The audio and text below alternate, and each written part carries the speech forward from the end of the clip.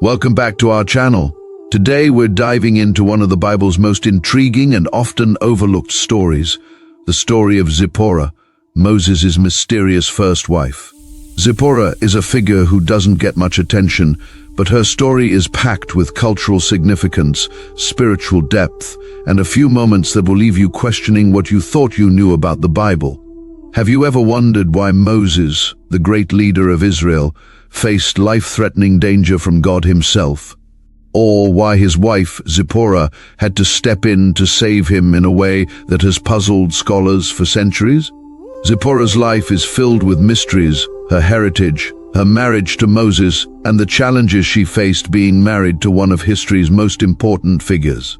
In this video, we'll uncover the layers of Zipporah's story, exploring her cultural background, her crucial role in Moses' mission, and the controversial moments that make her a figure of great interest. We'll delve into the scriptures that reveal her strength, courage, and the unique position she held in the unfolding plan of God.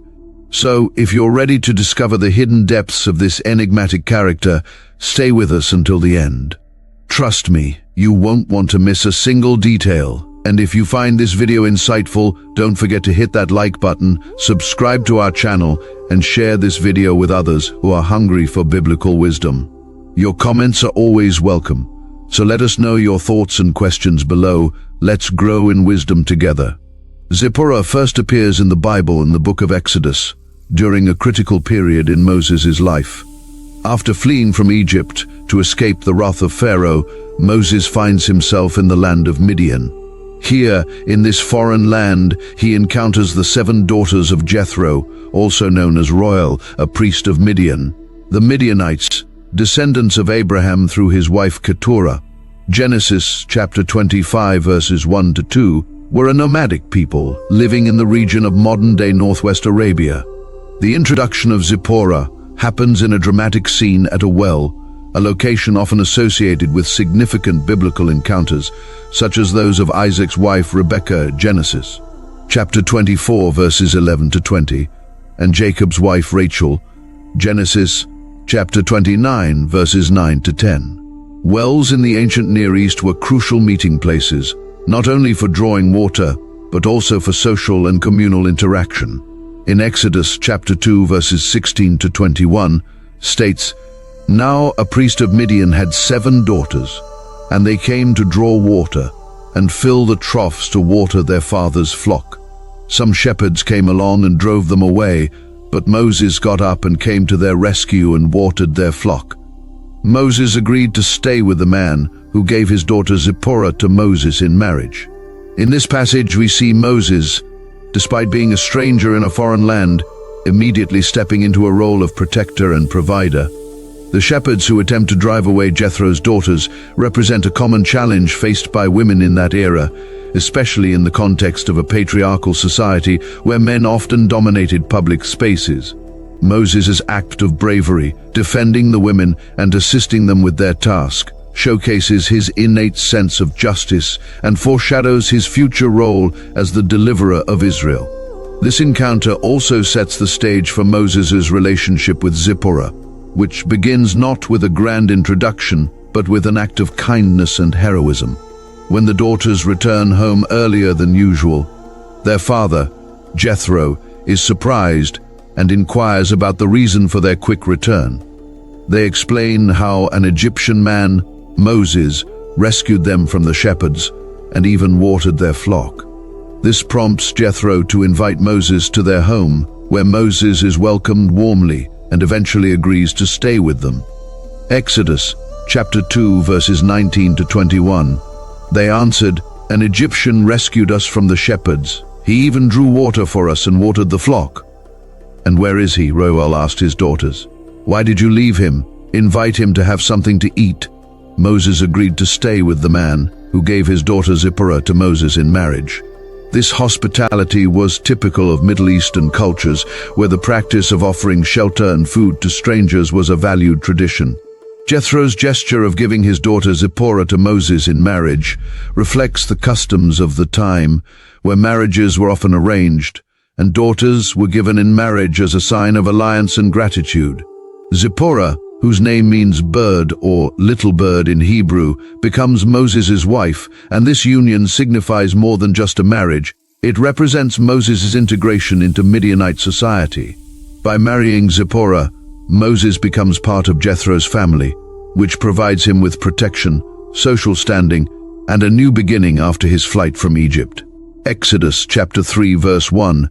Now Moses was tending the flock of Jethro his father-in-law, the priest of Midian, and he led the flock to the far side of the wilderness and came to Horeb, the mountain of God.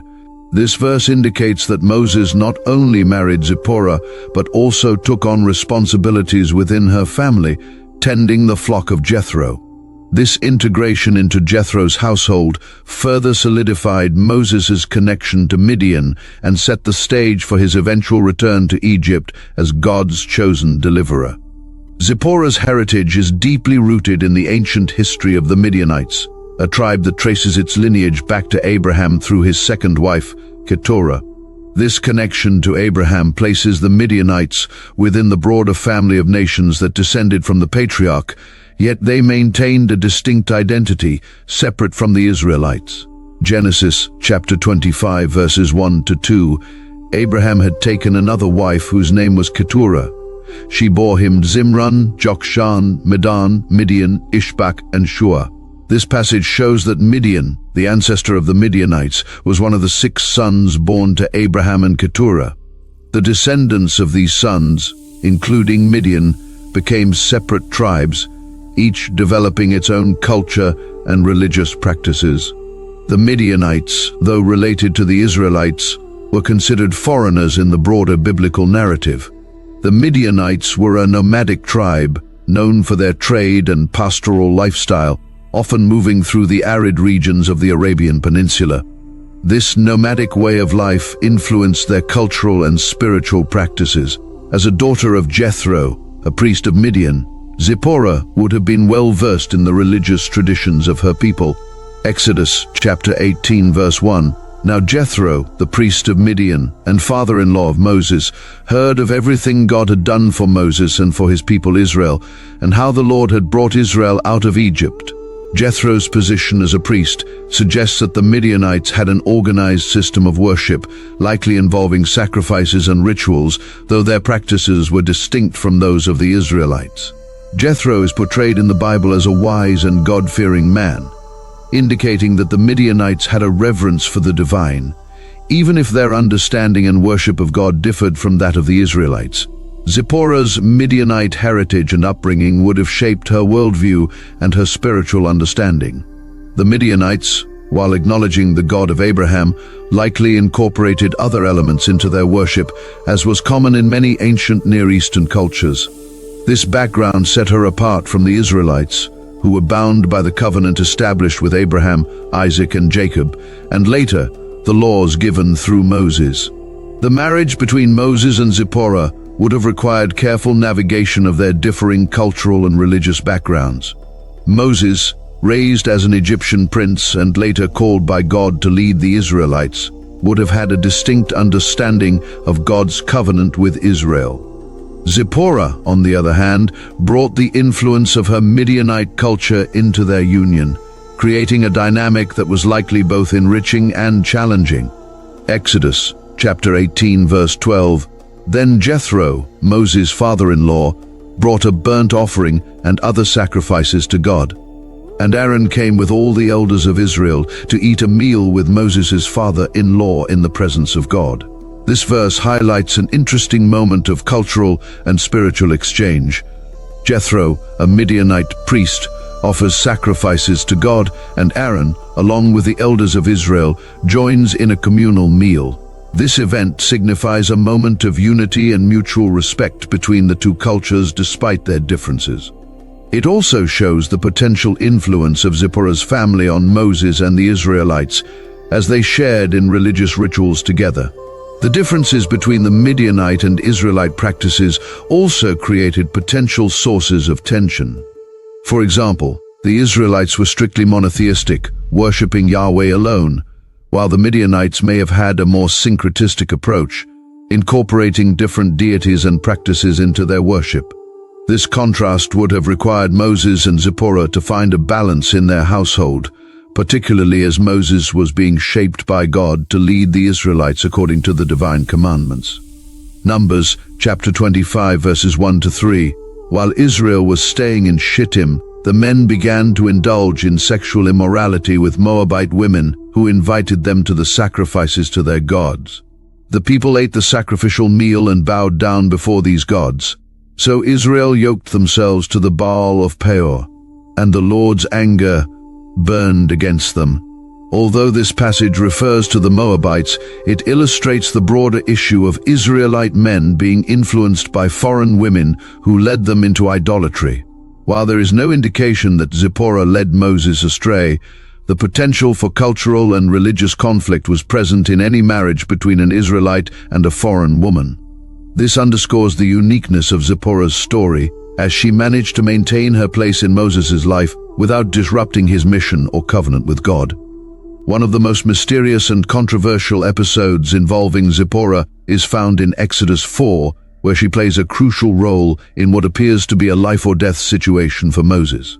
This brief yet dramatic account has puzzled scholars and theologians for centuries due to its cryptic nature and the significant theological implications it carries. Exodus chapter 4 verses 24 to 26. At a lodging place on the way, the Lord met Moses and was about to kill him. But Zipporah took a flint knife, cut off her son's foreskin and touched Moses' feet with it. "Surely you are a bridegroom of blood to me," she said. So the Lord let him alone. At that time she said bridegroom of blood, referring to circumcision. This passage presents a challenging scenario where God, who had just commissioned Moses to lead the Israelites out of Egypt, suddenly seeks to kill him. The reason for God's anger is not explicitly stated in the text, but it is widely believed to be due to Moses' failure to circumcise his son, a crucial sign of the covenant between God and his people. Genesis chapter 17 verses 10 to 14.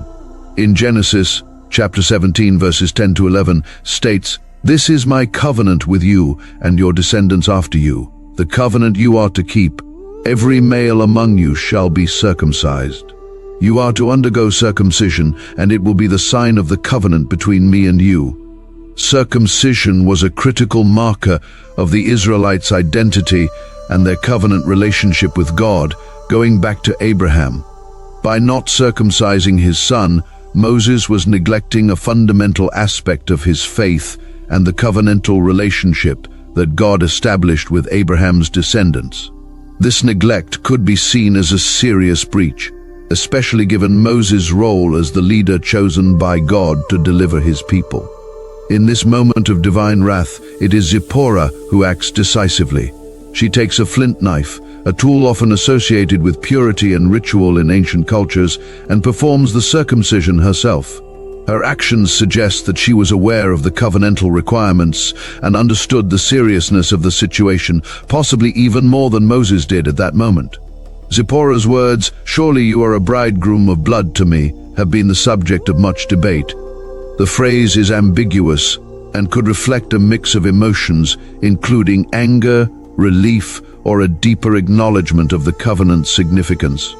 Some scholars interpret this phrase as Zipporah's expression of the painful reality of the covenant, symbolized by the shedding of blood, which now bound her son and her husband to God's people. Joshua chapter 5 verses 2 to 3.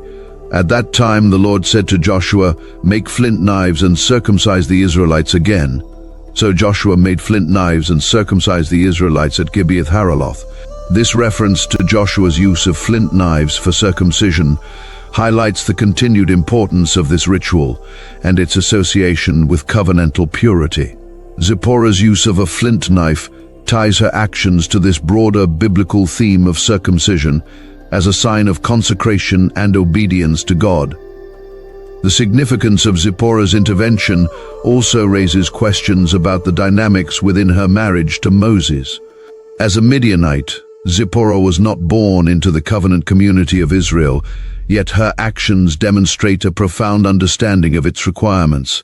This episode highlights the tension between their cultural backgrounds and underscores the importance of the covenant in their relationship. It also suggests that Zipporah may have had a deeper spiritual insight or awareness that Moses, preoccupied with his mission, might have overlooked. Deuteronomy chapter 10 verse 16 states, "Circumcise your hearts therefore, and do not be stiff-necked any longer." While this verse speaks metaphorically about circumcising the heart, it ties back to the theme of circumcision as a sign of true commitment to God. Zipporah's quick and decisive action in performing the physical circumcision of her son can be seen as a reflection of her inner understanding of what it means to be in covenant with God, an understanding that transcends mere ritual and points to a deeper spiritual commitment. The circumcision episode is a pivotal moment in the narrative of Moses and Zipporah. It not only saves Moses' life, but also reaffirms the importance of the covenant between God and his people. Zipporah's actions reveal her as a figure of strength and spiritual insight, capable of navigating the complex cultural and religious dynamics of her marriage to Moses. This episode, though brief, offers rich material for reflection on the themes of covenant, obedience, and the role of women in the unfolding story of God's people. Now, let's explore Zipporah's return to Midian. As Moses prepared to lead the Israelites out of Egypt, the Bible provides a brief yet significant mention of Zipporah and her children returning to Midian. This return is mentioned in Exodus 18, where Jethro, Zipporah's father, brings her and her sons back to Moses. Exodus chapter 18 verses 2-3. After Moses had sent away his wife Zipporah, his father-in-law Jethro received her and her 2 sons. One son was named Gershom, for Moses said, "I have become a foreigner in a foreign land," and the other was named Eleazar, for he said, "My father's God was my helper. He saved me from the sword of Pharaoh." This passage implies that at some point during the events leading up to the Exodus, Moses sent Zipporah and their 2 sons, Gershom and Eleazar, back to her father's house in Midian. The reasons for this decision are not explicitly stated in the text, but several possibilities can be considered. Number 1, a strategic decision for safety. One likely reason Moses sent Zipporah and their children back to Midian was for their safety. The mission that God had given Moses to confront Pharaoh and demand the release of the Israelites was fraught with danger. As Moses prepared to face the most powerful ruler in the ancient world, he may have wanted to ensure that his family was out of harm's way. Exodus chapter 4 verse 19. Now the Lord had said to Moses in Midian, "Go back to Egypt, for all those who wanted to kill you are dead," even though the immediate threat to Moses' life had passed. Returning to Egypt still posed significant risks, especially given the anticipated confrontations with Pharaoh and the subsequent plagues. By sending Zipporah and the children back to Midian, Moses could focus entirely on his mission without worrying about their safety. Number 2, challenges of cultural integration. Zipporah's return to Midian also raises questions about the dynamics of her relationship with Moses and the cultural challenges she faced. As a Midianite, Zipporah was not originally part of the Israelite community. Her marriage to Moses meant that she was living among a people with different customs, traditions, and religious practices. Numbers chapter 12, verse 1. Miriam and Aaron began to talk against Moses because of his Cushite wife, for he had married a Cushite. While this verse specifically mentions a Cushite wife, which could refer to Zipporah or another wife Moses may have taken, it highlights the potential tension and prejudice that Zipporah might have faced within the Israelite community. Being married to the leader of the Israelites would have placed her in a challenging position, possibly leading to feelings of isolation or alienation. Returning to her father's house might have provided her with a sense of security and belonging that she struggled to find among the Israelites. Number 3, impact on the family dynamic. The decision to send Zipporah and their children back to Midian also indicates the strain that Moses' mission might have placed on his family. Moses was not only leading a nation out of slavery, but also dealing with the intense demands of being God's chosen leader. This responsibility likely limited his ability to be present with his family, leading to a decision that prioritized his mission over family unity in the short term. Exodus chapter 4, verse 20. So Moses took his wife and sons, put them on a donkey, and started back to Egypt. And he took the staff of God in his hand. Initially, Moses took Zipporah and their sons with him on his return to Egypt, which shows his intention to keep his family close.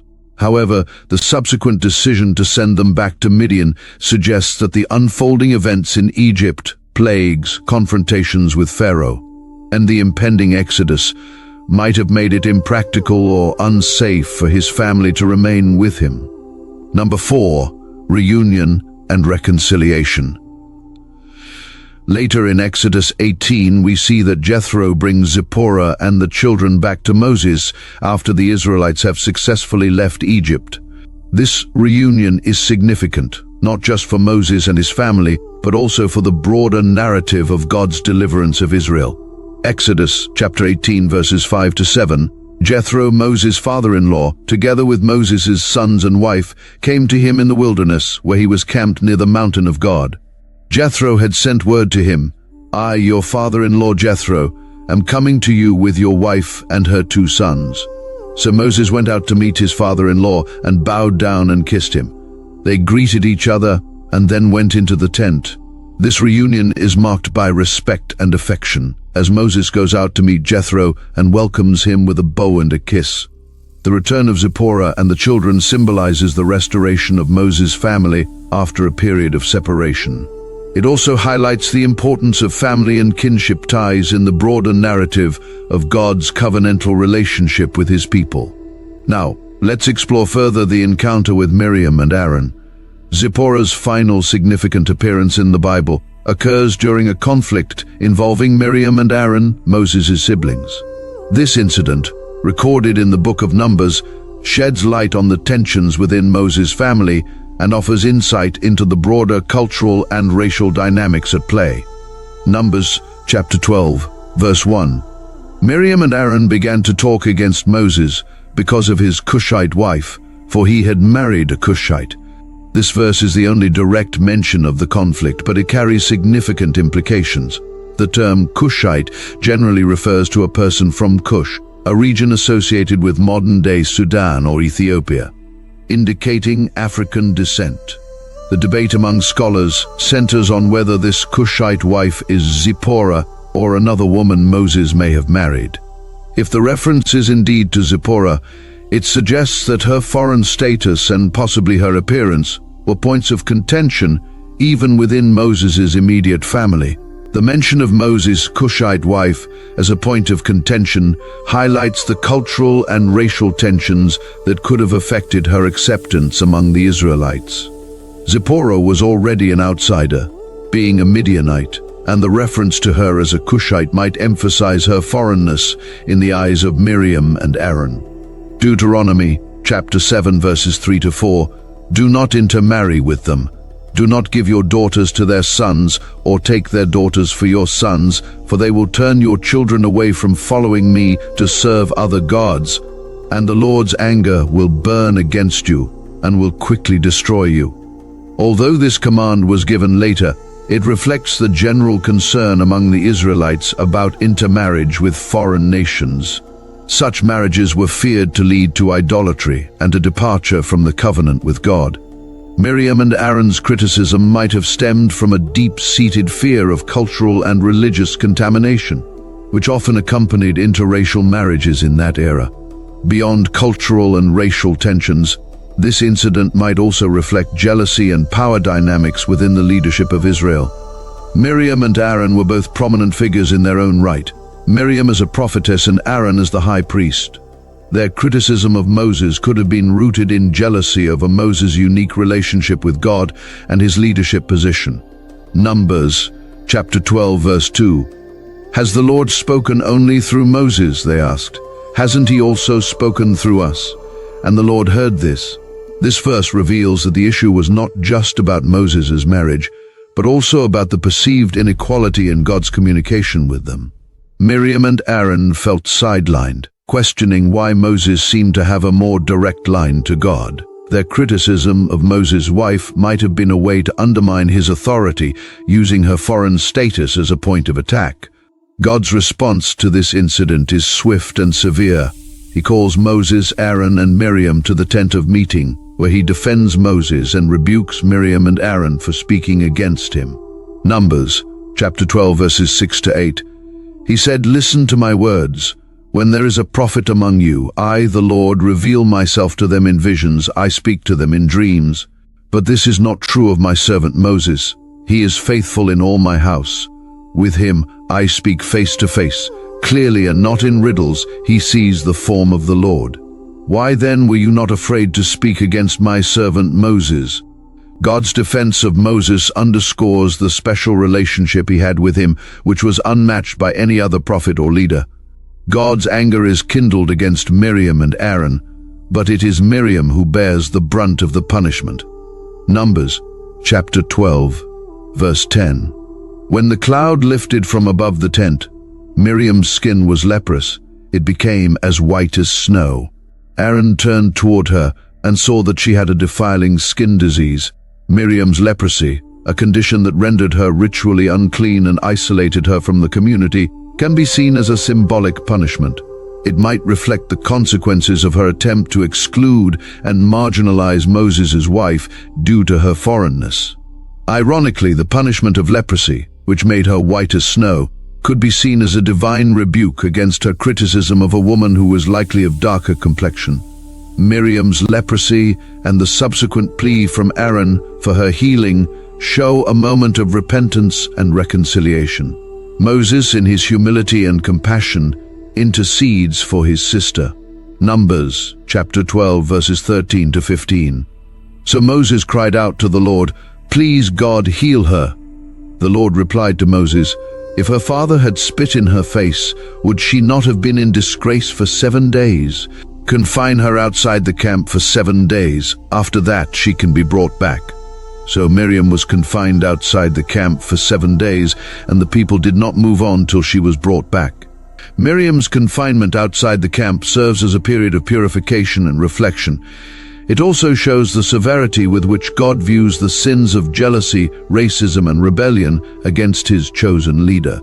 After 7 days, Miriam is restored to the community, but this episode remains a powerful lesson about the dangers of allowing cultural and racial prejudices to influence relationships within the community of God's people. The encounter with Miriam and Aaron provides a final, revealing glimpse into the complexities surrounding Zipporah's role as Moses' wife. Whether the Cushite wife refers directly to Zipporah or another woman, the incident highlights the cultural and racial tensions that could have impacted her acceptance within the Israelite community. It also underscores the challenges Moses faced, not only in leading a nation but in managing family dynamics complicated by issues of race, culture, and jealousy.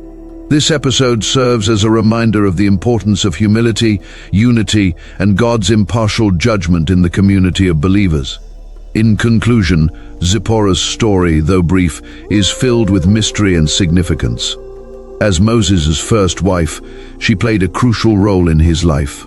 From their initial meeting in Midian to the critical moment where she saved his life.